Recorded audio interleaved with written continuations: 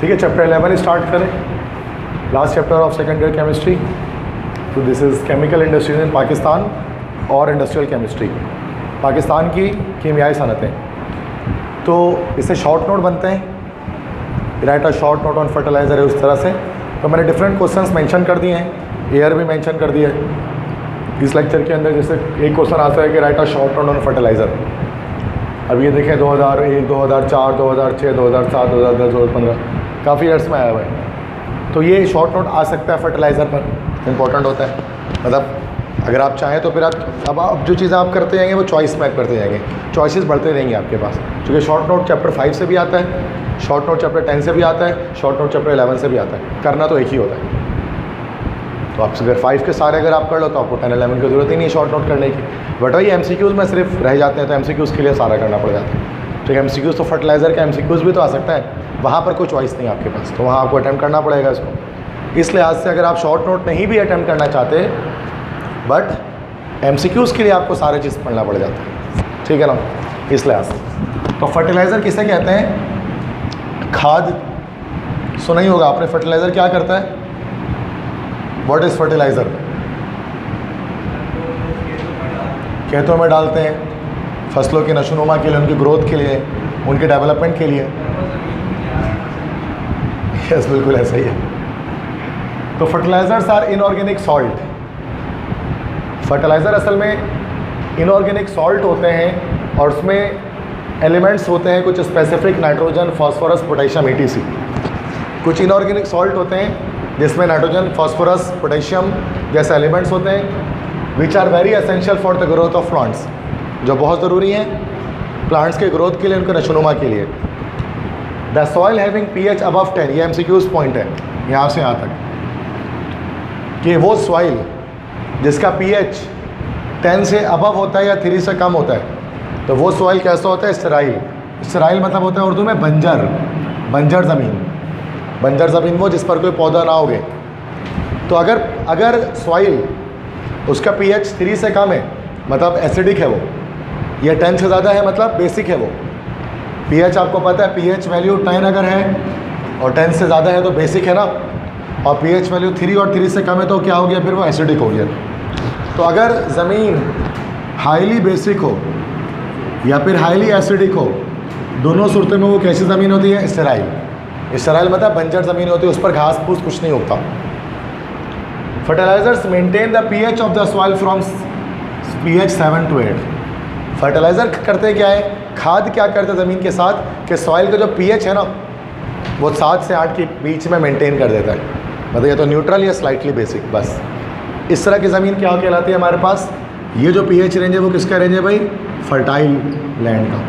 Fertile मतलब ज़रख़ेज़ ज़मीन जिसमें खेती बाड़ी की जा सकती है। तो बड़ी सिंपल डेफिनेशन है। तो फर्टिलाइज़र क्या होते हैं? कुछ इनऑर्गेनिक सॉल्ट होते हैं जिसमें नाइट्रोजन, फास्फोरस, पोटेशियम होता है, जो कि प्लांट्स के नशोनुमा के लिए बहुत ज़रूरी है।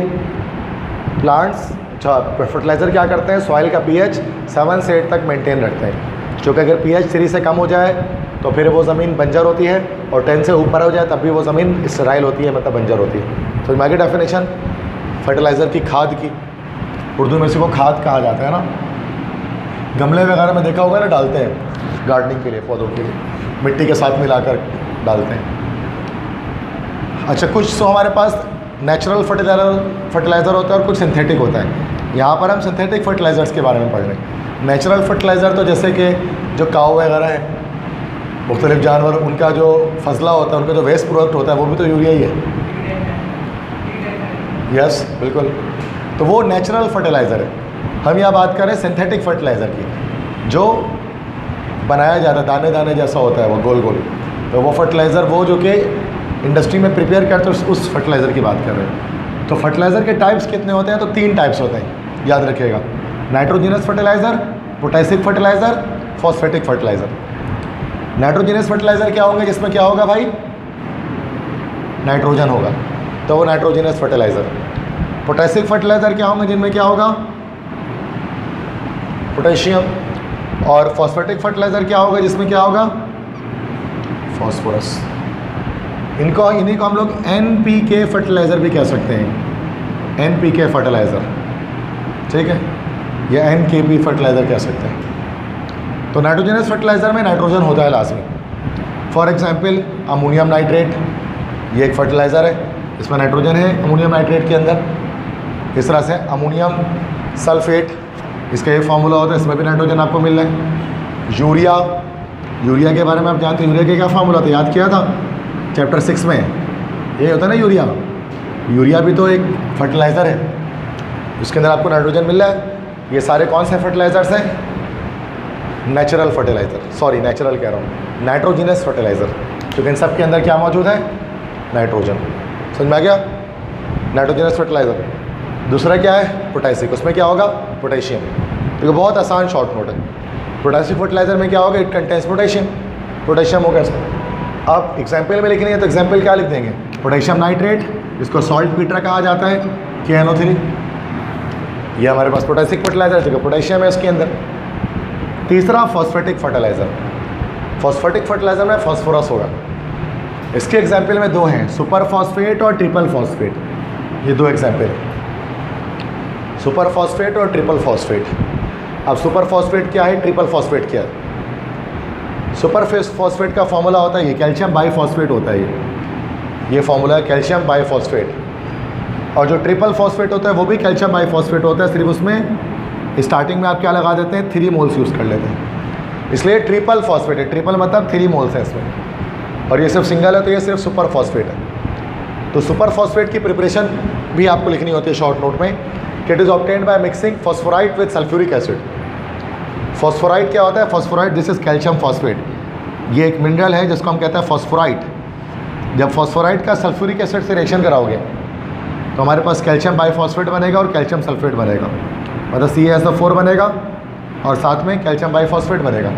This is called super phosphate, इसको हम कहते हैं सुपर फॉस्फेट। ट्रिपल फॉस्फेट कैसे बनेगा? कि हम डिकम्पोज करते हैं फॉस्फोराइट को फॉस्फोरिक एसिड के साथ, मतलब जब फॉस्फोराइट का रिएक्शन सल्फ्यूरिक एसिड से करेंगे तो सुपर फॉस्फेट बनेगा। यही फॉस्फोराइट का रिएक्शन अगर हम फॉस्फोरिक एसिड से कर दें, this is phosphoric acid, H3PO4 पता ही होगा आपको, this is phosphoric acid and this is phosphorite. अब दोनों साथ में रिएक्शन करेंगे तो हमारे पास ट्रिपल फॉस्फेट बनेगा, मतलब सेम वही सुपर फॉस्फेट की तरह है, सिर्फ 3 मोल्स मौजूद हैं, that's why it is called triple phosphate. तो बस आपको क्या करना है कि फॉस्फेटिक फर्टिलाइज़र 2 हैं, एक सुपर फॉस्फेट, एक ट्रिपल फॉस्फेट। सुपर फॉस्फेट होता है कैल्शियम बाईफॉस्फेट और triple phosphate 3 moles of calcium biphosphate. Super phosphate कैसे बनेगा? By the reaction of calcium phosphate, by the reaction of phosphorite rock with sulphuric acid. और triple phosphate कब बनेगा? By the reaction of phosphorite rock with phosphoric acid. समझ में आ गई बात? यह शॉर्ट नोट कंप्लीट हो जाएगा आपका फर्टिलाइज़र का, बहुत आसान है, ये भी इतना मुश्किल नहीं है। अगर आए तो पेपर में कर सकते हैं ना इजीली। और कितना टाइम लगेगा याद करने में? 10 minute 15 minute maximum, not more than that, क्योंकि बहुत सारी चीज़ें तो कॉन्सेप्ट ऐसे ही बन गया दिमाग में। यहाँ फर्टिलाइज़र सर क्या है भाई? कुछ सॉल्ट होते हैं, क्या करते हैं भाई? पौधों के नशो में मदद करते हैं। क्या कौन सा एलिमेंट होता है? नाइट्रोजन, फॉस्फोरस, पोटेशियम होता है इनके अंदर। इसराइल लैंड की pH क्या होती है? 10 से ज़्यादा, 3 से कम, सही है भाई। और ये कितना मेंटेन करता है फर्टिलाइज़र pH? 7 से 8 pH मेंटेन करता है। कितने टाइप्स के फर्टिलाइज़र होते हैं? 3, नाइट्रोजनस, पोटेशिक और फॉस्फेटिक। नाइट्रोजनस फर्टिलाइज़र में नाइट्रोजन होगा जैसे यूरिया, पोटेशिक फर्टिलाइज़र में पोटेशियम होगा जैसे पोटेशियम नाइट्रेट, और फॉस्फेटिक फर्टिलाइज़र में फॉस्फोरस होगा जैसे कि सुपर फॉस्फेट और ट्रिपल फॉस्फेट। बस तो 5 से 10 मिनट ही लगेंगे याद करने, और कितना टाइम लगेगा? ईजी है।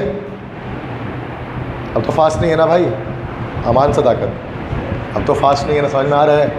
फास्ट हो तो बताओ मुझे कि सर फास्ट है, रुक जाए, कोई मसला नहीं, समझ में आना चाहिए। ये भी फास्ट, मतलब मैं कोशिश करता हूँ फास्ट हो स्लो समझ में चीज़ आए, वरना फास्ट स्लो का फ़ायदा कुछ नहीं।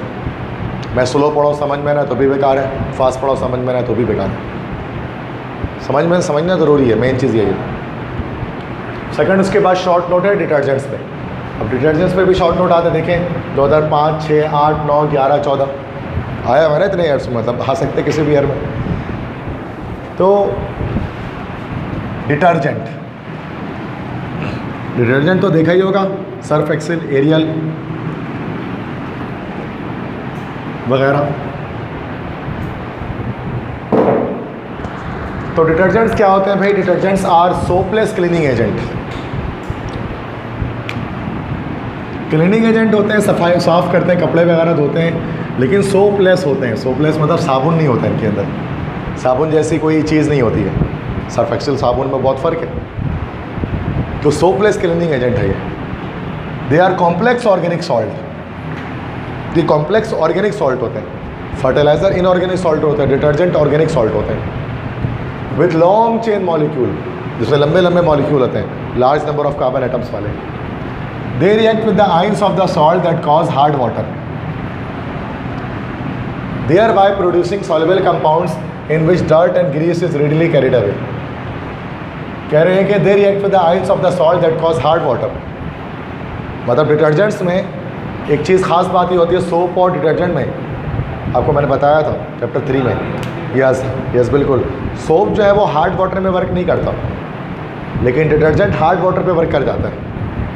मतलब खारे पानी में साबुन झाग नहीं बनाएगा, लेकिन सर्फ एक्सेल, एरियल खारे पानी में भी झाग बना सकते हैं। पानी खारा भी हो तो आप कपड़े धो सकते हैं उससे, अगर आपके पास सर्फ है तो।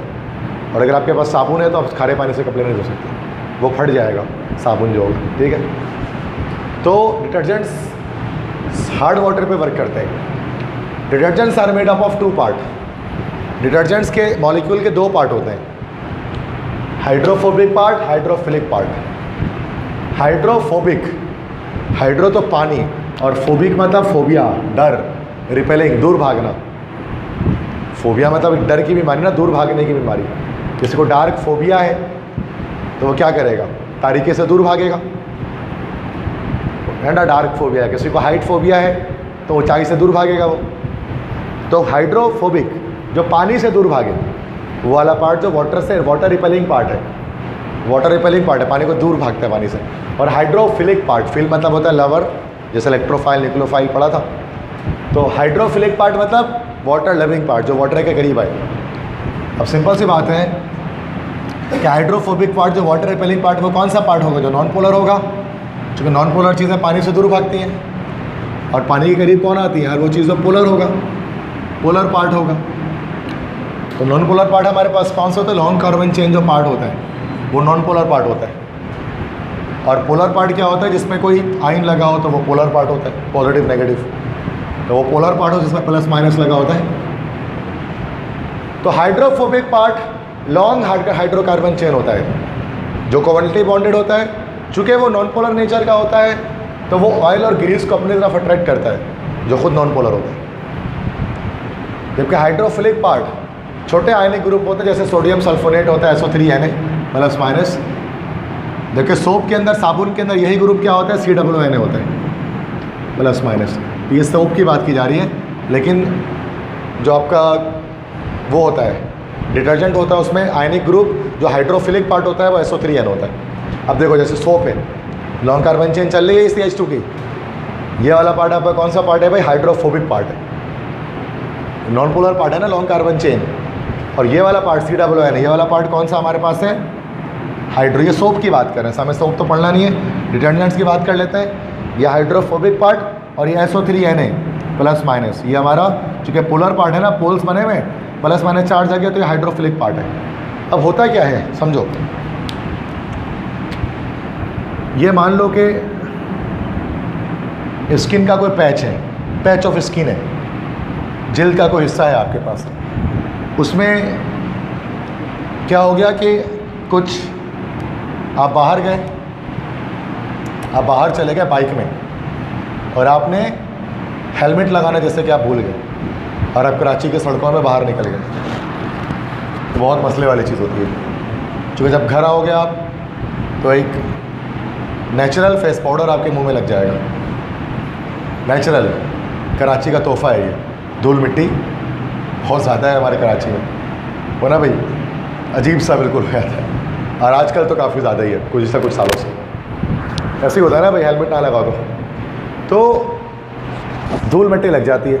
तो ये धूल मिट्टी वगैरह जैसे कि चिपक गई स्किन के साथ। अब स्किन ऑयल भी प्रोड्यूस करता है, कुछ लोगों के ज़्यादा, कुछ लोगों के कम, बट प्रोड्यूस करता है। जिसकी ड्राई स्किन होती है उसमें कम ऑयल प्रोड्यूस होता है स्किन पे, और कुछ की ऑयली होती है, बहुत ऑयल प्रोड्यूस होता है। इतना ऑयल प्रोड्यूस होता है कि पकौड़े तल लो उससे, अगर जमा कर लो उस ऑयल को। तो कुछ लोगों की स्किन इतनी ऑयली होती है, होता है ना भाई।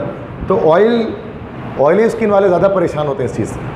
तो ये मैं बात बता रहा हूँ आपको। ड्राई स्किन वालों का लेकिन ऑयली स्किन वालों को फ़ायदा सर्दियों में बहुत होता है, क्योंकि सर्दियों में उसकी स्किन सही रहती है, जबकि ड्राई वालों की तो हालत ही ख़राब हो जाती है, ठीक है, सर्दियों में। तो अब होता क्या है कि जो ऑयल प्रोड्यूस होती है ना, ऑयल ज़रा समझो क्लीनिंग एक्शन को, कि कैसे क्लीनिंग एक्शन होता है। कि ऑयल चारों तरफ से इसको क्या कर लेता है, सराउंड कर लेती है। ये ऑयली लेयर है जो इस डस्ट को चारों तरफ से सराउंड कर लेता है। अब आप घर जाते हैं, अब ऑयल जो होता है, आपको पता है ऑयल का नेचर कैसा होता है, मैंने पढ़ाया आपको, नॉन पोलर होता है, जो कि ऑर्गेनिक है। ऑयल नॉन पोलर है, पानी में कभी डिजॉल्व नहीं होगा तेल। क्या सोयाबीन तेल पानी में हल हो जाएगा? नहीं होगा, तेल पानी में हल नहीं होता ना, ठीक है। अब आप घर जाते हैं और वॉश बेसिन खोलते हैं और पानी मारते हैं चेहरे पर, कुछ भी नहीं होता उससे, पानी स्लिप होकर नीचे गिर जाएगा आपके मुंह से, होता है ना ऐसे ही, स्लिप होकर नीचे गिर जाएगा। क्यों? डस्ट हटेगा भी नहीं अपनी जगह से, क्योंकि उसके ऊपर एक प्रोटेक्टिव लेयर आ गई किसकी, ऑयल की। अभी ऑयली लेयर नहीं हो तो फिर तो डस्ट साफ़ हो जाए, लेकिन अगर ऑयली लेयर आ गई तो अब डस्ट साफ़ नहीं होगा चेहरे से। फिर आप क्या करते हैं, आप सोप अप्लाई करते हैं। सोप अप्लाई करते हैं, सोप क्या करता है कि सोप का जो लॉन्ग कार्बन चेन पार्ट है, ये वाला पार्ट नॉन पोलर है ना भाई साबुन का, ये नॉन पोलर पार्ट क्या करता है, इस ऑयल को डिजॉल्व कर लेता है, डिजॉल्व करके बहा देता है। सिर्फ डस्ट सामने आ जाता है, डस्ट में पानी पड़ता है और ये बाहर हो जाता है। इसलिए जब आप सोप यूज़ करते हैं तो डिफरेंट एक फ्रेशनेस आती है, बट इसमें सिर्फ पानी यूज़ करने की। तो सोप से फ्रेशनेस इस वजह से आती है क्योंकि उसमें नॉन पोलर पार्ट जो उसका है ना, वो इस ऑयल को रिमूव करता है, चिकनाई।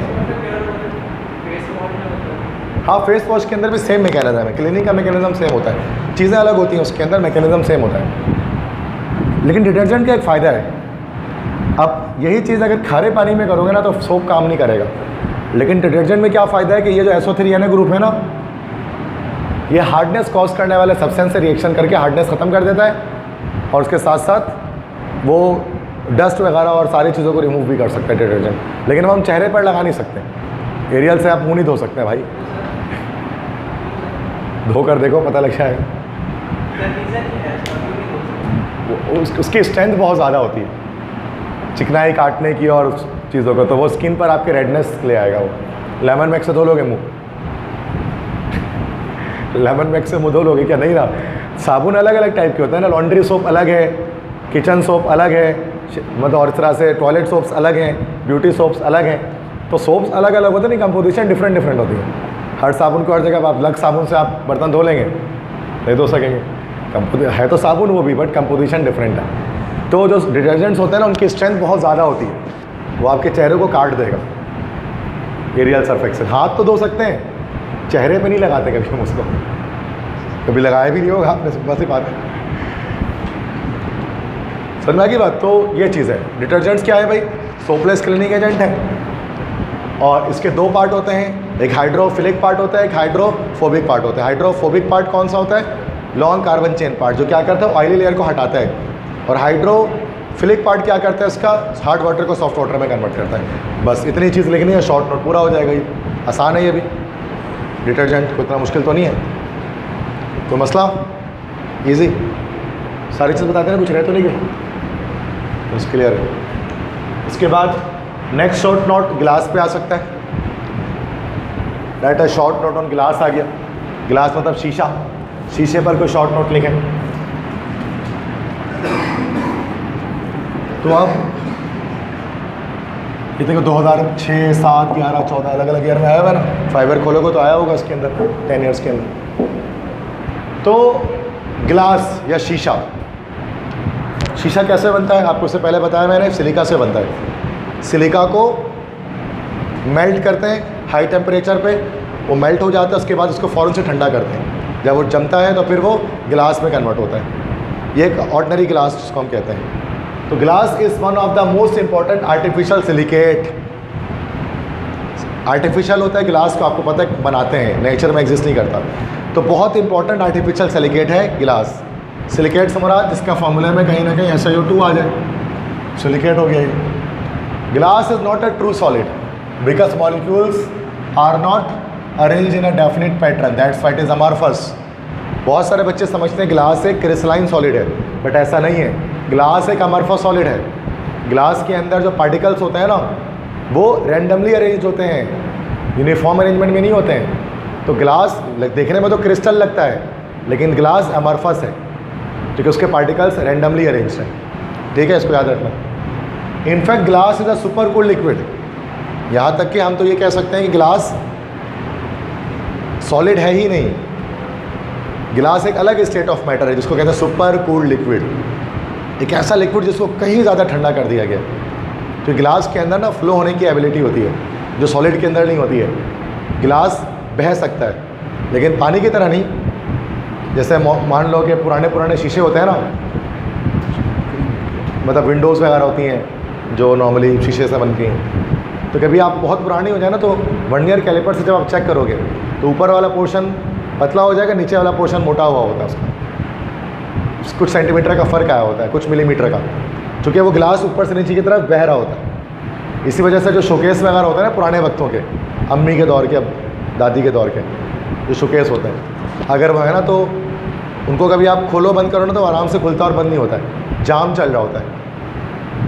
क्योंकि आप बोलते हैं यार सब कुछ तो सही है, जाम क्यों है ये क्यों स्टक हो रहा है? स्टक किस वजह से हो रहा है? बिकॉज नीचे से वो क्या हो गया, मोटा हो गया। नीचे से क्यों मोटा हो गया? क्योंकि वो बह रहा है ऊपर से नीचे की तरफ। तो ये तो बहने की क्वालिटी तो सॉलिड में होती नहीं है, लिक्विड में होती है। इसलिए हम गिलास को क्या कह रहे हैं? Super cold liquid. कि गिलास एक अलग state of matter, super cold liquid है। बात समझ में आ गई? अब एक बहुत इंपॉर्टेंट MCQs के पॉइंट है ये वाला, हाइड्रोफ्लोरिक एसिड। फॉर्मूला आप जानते हैं, HF, हाइड्रोजन फ्लोराइड को ही कहते हैं ना। Is use to make design और ग्लास।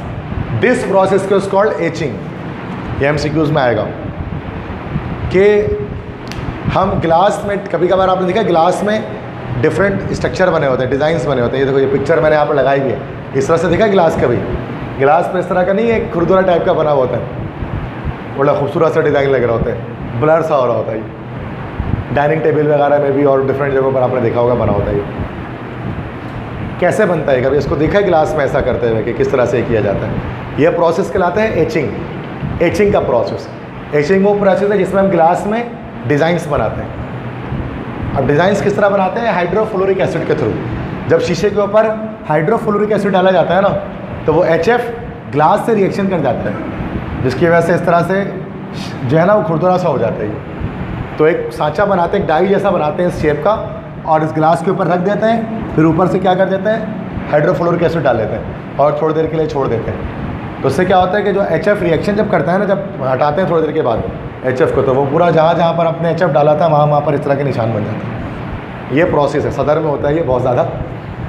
तो और जो जितने भी आप शीशे वगैरह के काम कारखाने होते हैं वहाँ पर ये कर रहे होते हैं, तो इसको एचिंग कहते हैं इस प्रोसेस को। ये बहुत इंपॉर्टेंट MCQs है कि the process in which we make designs on glass is called dash. तो आप बताना एचिंग। ये MCQs आ सकता है, for etching dash acid is used, तो आप बनाना हाइड्रोफ्लोरिक एसिड HF। सही है भाई? टाइप, अच्छा ग्लास, कलर्ड ग्लास भी होता है भाई, रेड ग्रीन ब्लू हर कलर के ग्लास आते हैं। अब ग्लास में कलर किस वजह से आता है? उसके अंदर कुछ कंपाउंड ऐड करते हैं तो ग्लास में कलर आ रहा होता है।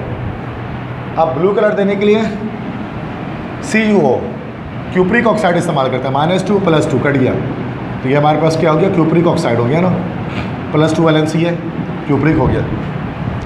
क्यूप्रिक ऑक्साइड डालते हैं तो आपको पता है CO+2 इसका कलर क्या होता है? ब्लू होता है, तो ग्लास को ब्लू कलर मिलता है। Cr2O3 में क्रोमियम की +3 वैलेंसी है, और क्रोमियम +3 किस कलर का होता है? ग्रीन।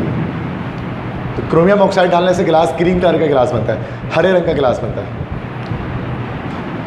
और जिंक ऑक्साइड जब ऐड करते हैं तो उससे ग्लास को रेड कलर मिलता है, उससे ग्लास को रेड कलर मिल रहा होता है। ठीक है, तो याद ये भी MCQs में पूछेंगे कि ब्लू कलर किस वजह से आता है? CuO की वजह से। ग्रीन किस वजह से आता है? Cr2O3 की वजह से। और रेड कलर किस वजह से आता है ग्लास के अंदर? जिंक ऑक्साइड की वजह से। अब 5 ईयर खोलो, बहुत बारी MCQs आया होता है। Dash colour of the red colour of glass is due to dash.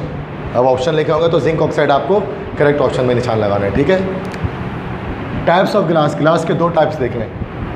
एक हमारे पास कहलाता है ऑर्डिनरी सॉफ्ट गिलास, जिसको सोडा गिलास या वाटर गिलास कहते हैं, सोडियम सिलिकेट। पढ़ा हमने इसके बारे में, वाटर गिलास के बारे में। इससे हम क्या बनाते हैं, विंडोज़ वगैरह बनाते हैं। खिड़की वगैरह में जो शीशा लगा होता है ना, वो क्या होता है, वाटर गिलास होता है वो। उसको सोडा गिलास भी कहते हैं। फॉर्मूला होता है Na2SiO3। और एक मैंने आपको बोरेक्स के अंदर पढ़ाया था, दोबारा आ रहा है, पायरेक्स गिलास, याद आ रहा है, पायरेक्स।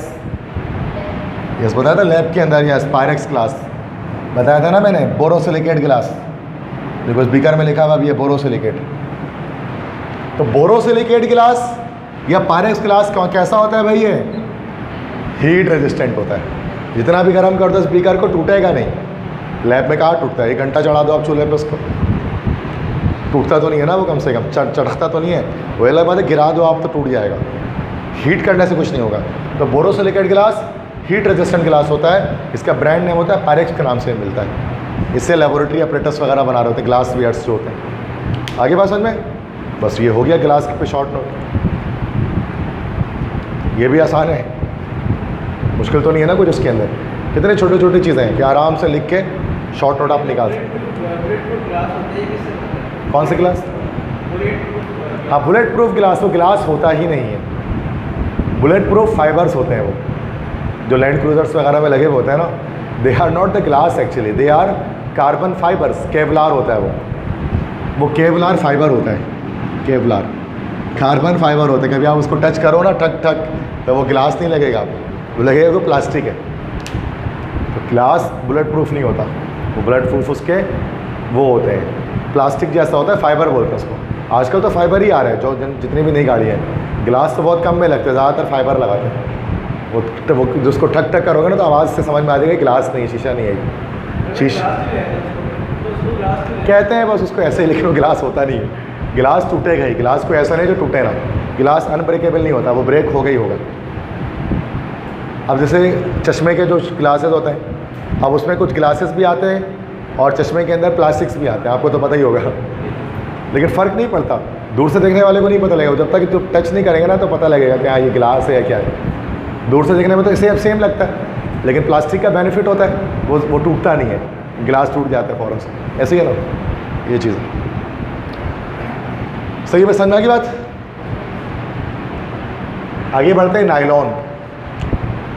तो नायलॉन पे डेफिनेशन आएगी, वो भी सन 2000 में कभी एक बार आई थी। डेफिनेशन MCQs में आ सकता है। तो नायलॉन डेफिनेशन आएगी, मतलब कोई इसकी शॉर्ट नोट नहीं आएगा, तो मैंने छोटा सा ही लिखा है डेफिनेशन वाइज, ज़्यादा बड़ा मैंने लिखा नहीं है। नायलॉन सुना है? धागे होते हैं नायलॉन के, देखा इस तरह का धागा,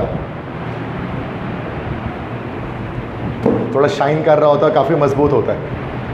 नायलॉन का धागा नहीं देखा?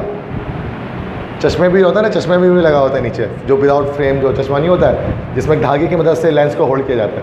एक प्लास्टिक जैसा होता है वो, देखा, वो नायलॉन होता है। वो टूटता नहीं है, वो प्लास्टिक जैसा होता है धागा वो, ठीक है। तो नायलॉन क्या है भाई? नायलॉन एक रेयॉन है। देखो फाइबर्स जो होते हैं ना, फाइबर्स 2 तरह के होते हैं।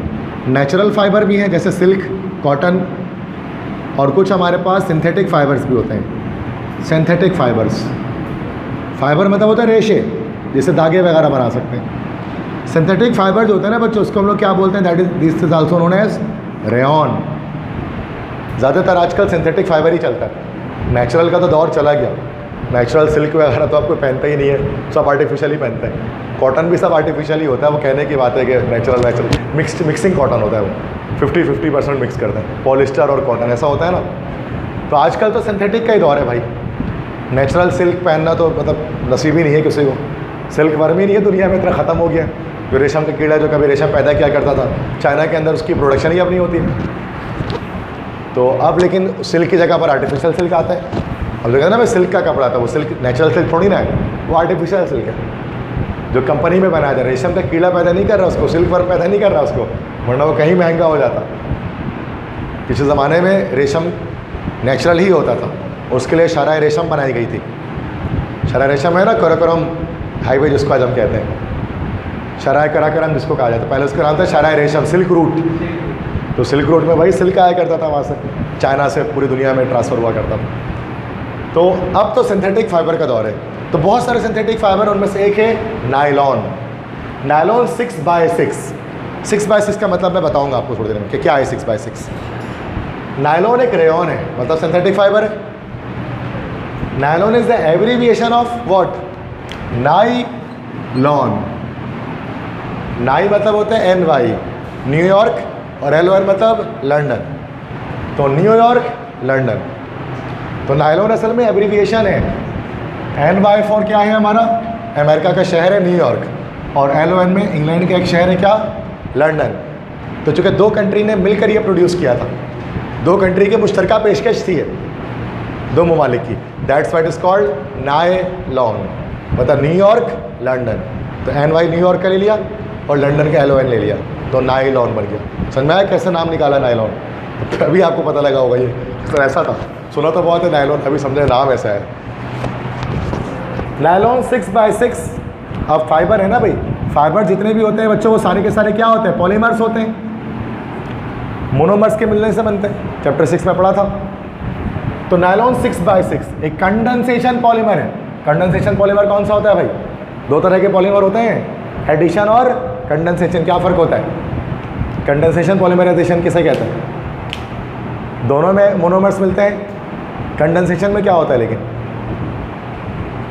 बताएं, जोर से बोले, सही बता रहे हो, सबको पता है, बताएं। कंडेंसेशन पॉलीमराइजेशन चैप्टर 6 में नहीं पढ़ा? दो टाइप्स, एडिशन, कंडेंसेशन। एडिशन में भी मोनोमर्स जुड़ के पॉलीमर बनाते हैं, कंडेंसेशन में भी मोनोमर्स जुड़ के पॉलीमर बनाते हैं। फ़र्क सिर्फ ये है कि जब कंडेंसेशन पॉलीमराइजेशन होती है तो during the polymerisation process simple molecule eliminate हो रहा होता है उसके अंदर, जैसे वाटर H2O निकल रहा होता है उसके अंदर से। बेकलाइट याद है बनाता है, बेकलाइट जब बनाया था तो वाटर निकाला था फॉर्मेल्डिहाइड और फिनॉल को मिलाकर, तो वो क्या था? कंडेंसेशन पॉलीमर था, लिखा हुआ है आप सब अपनी कॉपी में। तो ये कंडेंसेशन पॉलीमर है, मतलब वाटर के रिमूवल से बनेगा। तो ये किस तरह से बनेगा? Removal of water. और कंडेंसेशन पॉलीमर किसका है? दो चीज़ों का है, दो मॉलिक्यूल का कंडेंसेशन पॉलीमर है, और दोनों मॉलिक्यूल में 6 कार्बन है। एक है हेक्सामिथाइलिन डायमाइन, हेक्सामिथाइलिन डायमाइन, ये वाला स्ट्रक्चर है हेक्सामिथाइलिन डायमाइन। 1 2 3 4 5 6 कार्बन लग गया, ये हो गया मिथाइलिन, हेक्सामिथाइलिन, और दो तरफ NH2 लगा दिया, तो क्या हो गया? डायमाइन। 6 कार्बन है, 1 2 3 4 5 6, हेक्सामिथाइलिन 6 कार्बन है, तो पहला 6 इसलिए है। और दूसरा क्या है भाई इसका मोनोमर? Adipic acid. पढ़ा था adipic acid, di carboxylic acid के अंदर ओम्स, गैप्स, ऑक्सैलिक, म्यूकेनिक, सक्सैनिक, सुबैरिक, इसे पढ़ाया था। Monocarboxylic acid, di carboxylic acid, try carboxylic acid, याद ही नहीं है कुछ, सब भूल गया। चलो, तो एडिपिक एसिड क्या होता है? 1,6 हेक्सेन डायोइक एसिड होता है ना, ये 6 कार्बन, इस तरह ये स्ट्रक्चर होता है, ये रहा 6 कार्बन होते हैं, 1 2 3 4 5 6, और इधर पे भी COOH, इधर पे भी COOH ग्रुप लगा होता है। तो इसमें भी 6 कार्बन है, इसमें भी 6 कार्बन है, that's why it is called nylon 6x6। कि जिन दो मोनोमर से मिल रहा है दोनों के अंदर 6 कार्बन एटम्स हैं। समझ में आया 6x6 का क्या मतलब है? अब ये दोनों मिलेंगे तो कंडेंसेशन पॉलीमराइजेशन हो रही, तो क्या होगा? वाटर रिमूव होगा। अब वाटर किस तरह रिमूव होगा? देखो, अब एक तरफ से तुम H रिमूव कर दो, एक तरफ से तुम OH रिमूव कर दो, हो रहा है वाटर रिमूव। बाकी जोड़ दो, देखो ये पूरा यहाँ से जुड़ा हुआ है, देखो NH, अब NH के साथ ये वाटर निकला तो डायरेक्ट देखो ये C डबल बॉन्ड से जुड़ गया, फिर ये फर्दर आगे जा रहा है, फिर इसलिए आगे जुड़ा होगा, ये आगे और जुड़ा होगा, इससे पूरा क्या हो गया? हमारे पास एक नायलॉन का एक मोनोमर बन गया। अब यहाँ से भी जुड़ता रहेगा, इधर से भी जुड़ता रहेगा, करोड़ों की तादाद में सारे एटम, सारे मॉलिक्यूल साथ में जुड़ जाएंगे, तो ये आपका नायलॉन बन जाएगा। ठीक है, तो नायलॉन दो चीज़ों का कंडेंसेशन पॉलीमर है, हेक्सामिथाइलिन डायमाइन और एडिपिक एसिड। जब दोनों मिलते हैं तो कंडेंसेशन पॉलीमर में क्या होता है? वाटर एलिमिनेट होता है और दोनों मॉलिक्यूल जुड़कर नायलॉन का एक पॉलीमर बना लेते हैं, और बहुत सारे आपस में जुड़कर पूरा एक फाइबर बना लेते हैं। तो जो नायलॉन होता है, धागा जो होता है नायलॉन का, धागे के अंदर सारे मॉलिक्यूल लाइन से स्ट्रेट करोड़ों मिलियंस एंड बिलियंस की तादाद में साथ में जुड़े हुए होते हैं, तभी एक धागा बनता है, रेशा बनता है उसका। समझ में आ गई बात? बस ये चीज़ थी। नायलॉन डेफिनेशन पूछेंगे बस आपसे। तो नायलॉन क्या है? एक सिंथेटिक फाइबर है या रेयॉन है। कैसे बनता है? न्यूयॉर्क लंदन के फुल शॉर्ट फॉर्म है। कैसे बनाएंगे? कंडेंसेशन पॉलीमर से। कौन से 2 चीज़ों का? हेक्सामिथिलीन डाइअमाइन और एडिपिक एसिड का। और इसके अंदर क्या रिमूव होता है? वाटर रिमूव होता है जब ये बन रहा होता है। बस खत्म बात। इक्वेशन नहीं भी याद रखो तो मसला नहीं है, बट डेफिनेशन में थोड़ी ना इक्वेशन लिखेंगे, बट डेफिनेशन लिख दी, खत्म। इक्वेशन आपके समझाने के लिए बस मैंने लिखा है, ताकि ऊपर जो बात है ना वो समझ में आ जाएगी क्या हो रहा है। क्लियर है? समझ में आ गया नायलॉन सबको? नायलॉन का धागा कैसे बनता है और क्या होता है ये? अच्छा, ये दोनों लिक्विड है, इससे एक सॉलिड बन रहा है। ये भी लिक्विड है, ये भी लिक्विड है।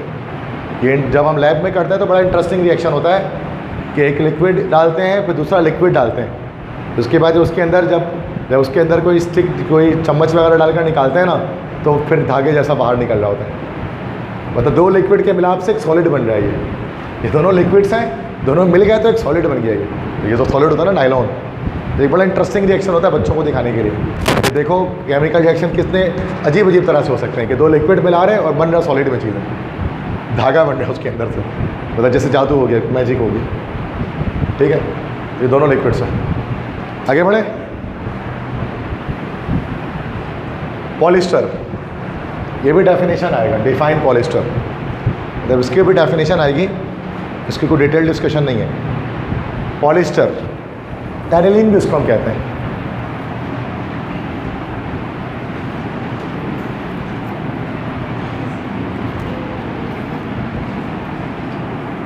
ये वही जिसको हम लोग कहते हैं आर्टिफिशियल कॉटन, पॉलिस्टर कॉटन।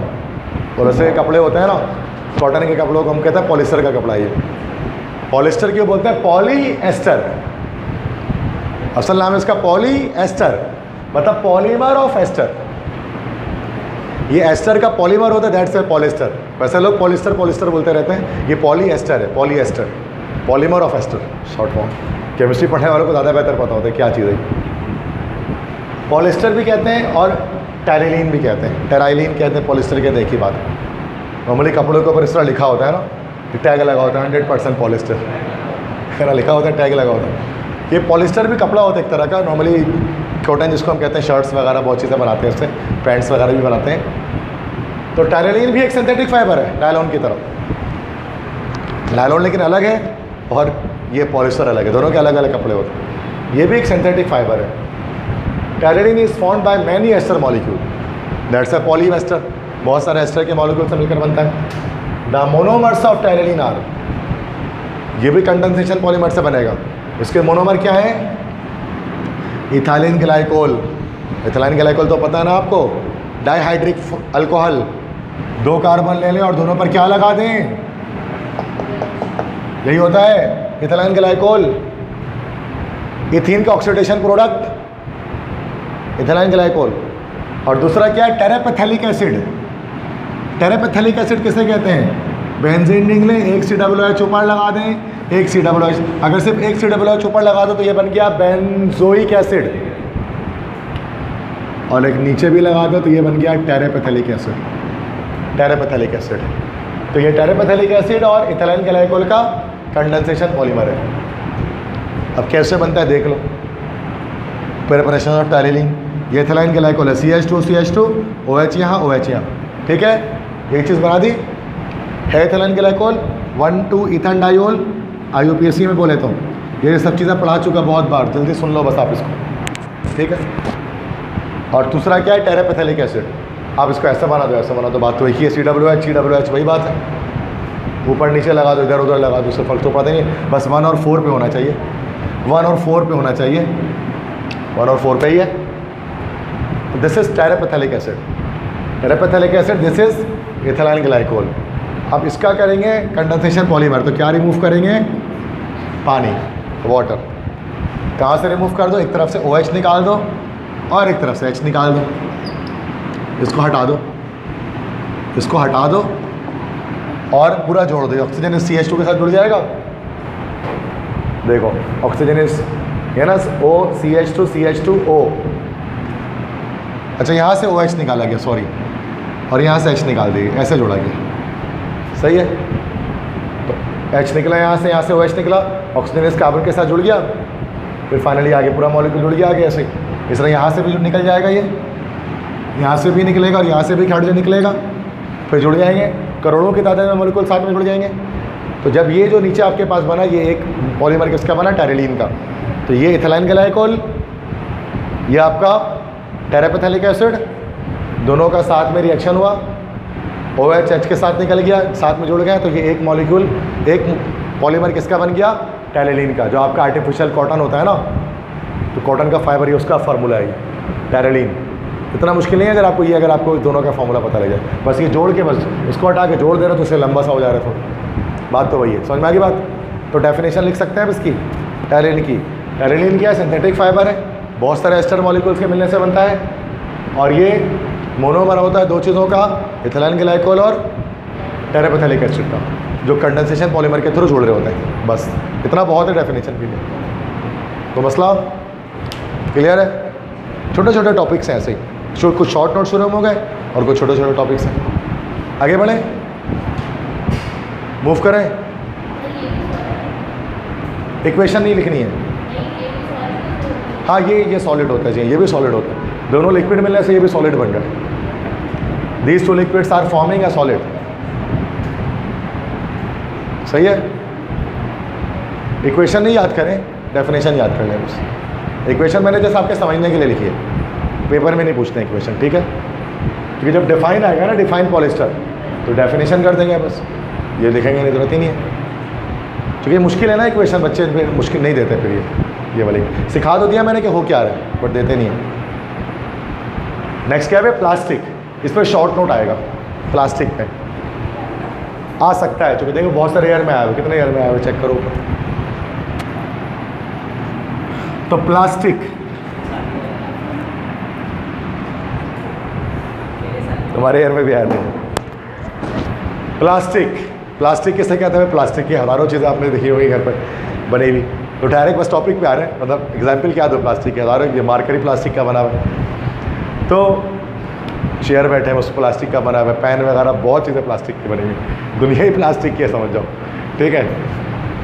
तो प्लास्टिक मैक्रो मॉलिक्यूल्स होते हैं, जिनके आप पॉलीमर्स होते हैं। प्लास्टिक जितने भी हैं वो सारे पॉलीमर हैं, बहुत सारे मोनोमर्स के मिलाप से बनते हैं, जो थ्रू पॉलीमराइजेशन के थ्रू बनते हैं। तो प्लास्टिक एक पॉलीमर है जो कैसे बनता है, पॉलीमराइजेशन के थ्रू बनता है। प्लास्टिक की बहुत सारी चीज़ें बनाई जाती हैं। एग्जाम्पल्स क्या है प्लास्टिक के अंदर, पॉलीइथीन, इथीन का याद है चैप्टर 6 के अंदर, एडिशन पॉलीमर कैसे बनता है, CH2 डबल बॉन्ड CH2, और फिर दूसरा CH2 डबल बॉन्ड CH2, तो ये बॉन्ड टूटता है, ये बॉन्ड टूटता है, साथ में जुड़ जाते हैं, ये पॉलीथीन बन जाता है, पॉलीमर ऑफ इथीन। पॉलीथीन किस लिए इस्तेमाल करते हैं, क्या बनाने के लिए, ये आलू प्याज लहसुन अदरक लाने के लिए तो थैलियाँ होती है, वो पॉलीथीन से बनते हैं ना, पॉलीथीन बैग, ये बनता है पॉलीथीन बैग से, प्लास्टिक है ये भी। दूसरा है PVC, पॉली विनाइल क्लोराइड, ये भी पॉलीमर है, विनाइल क्लोराइड का पॉलीमर होता है PVC।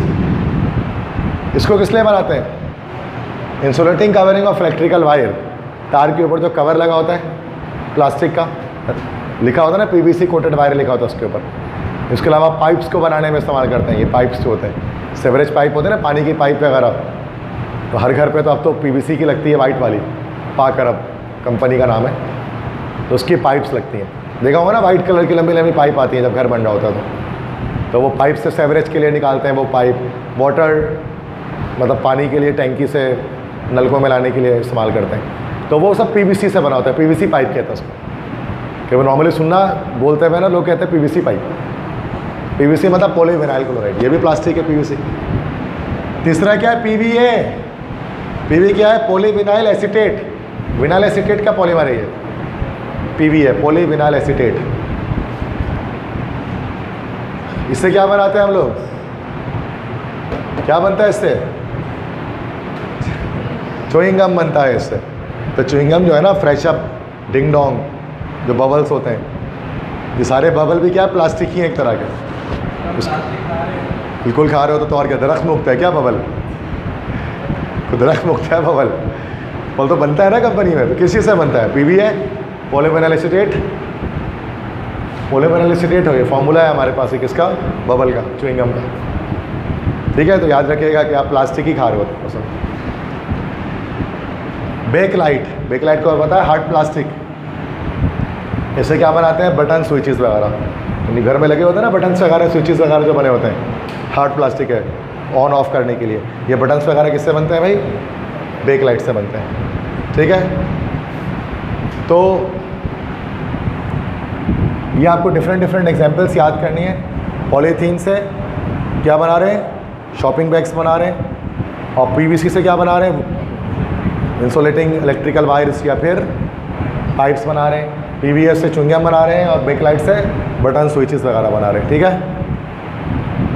Composition of plastic.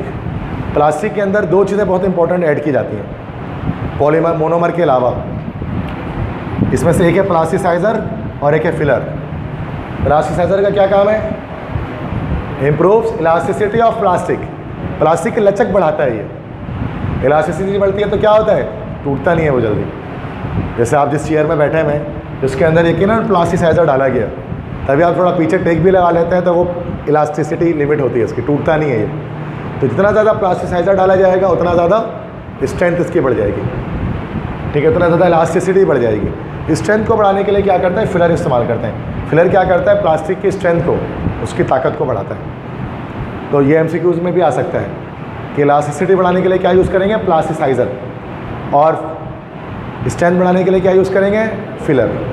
बस याद रखें। हो गया ये समझ में आया? प्लास्टिक क्या होता है? प्लास्टिक के कुछ एग्जांपल्स लिख ली बस हमने। पीवीसी, पीवीए, बेकलाइट, पॉलीथीन लिख लोगे अब पेपर में आएगा तो मुश्किल तो नहीं है ना इसके अंदर, इजी है।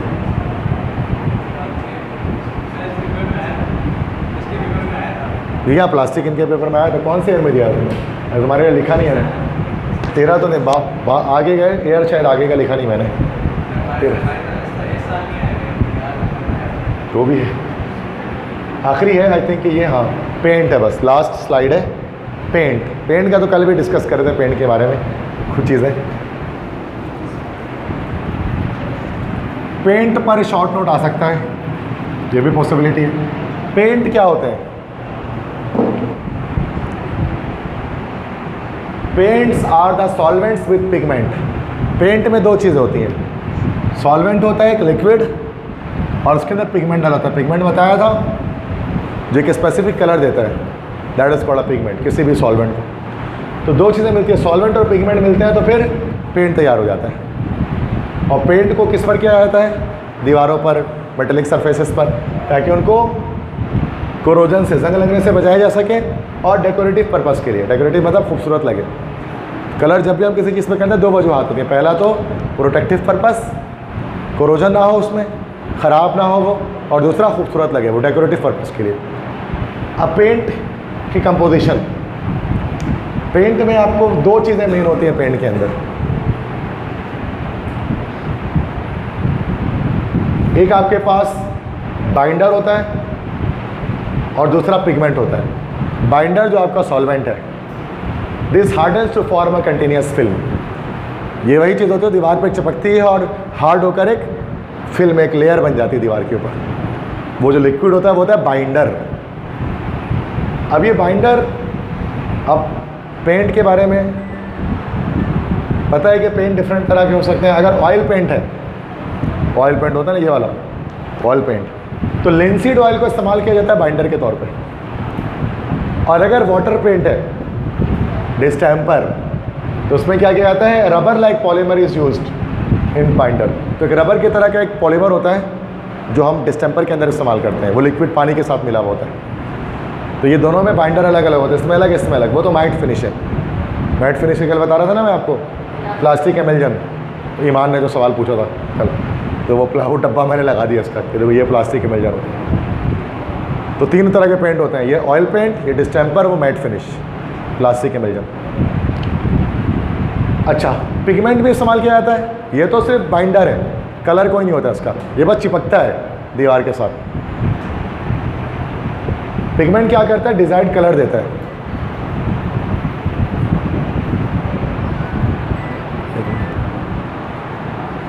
हाँ जी बच्चों, तो पिगमेंट क्या देता है भाई, कलर देता है पेंट को। ये सिर्फ बाइंडर थोड़ी ना चाहिए, बाइंडर के साथ पिगमेंट भी चाहिए, वरना क्या कलर ही कुछ नहीं होगा, तो पानी जैसा है वो तो कलर के लिए TiO2 का बताया था, वाइट कलर के लिए इस्तेमाल करते हैं। वाइट लाइट पिगमेंट को अब ख़त्म कर दिया गया टॉक्सिसिटी की वजह से।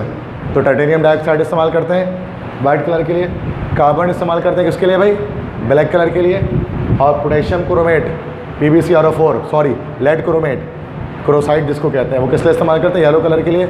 लेड पिगमेंट के टॉपिक में पढ़ाया था आपको ये मैंने। Fe2O3 फेरिक ऑक्साइड किस लिए इस्तेमाल करते हैं, रेड या ब्राउन कलर देने के लिए।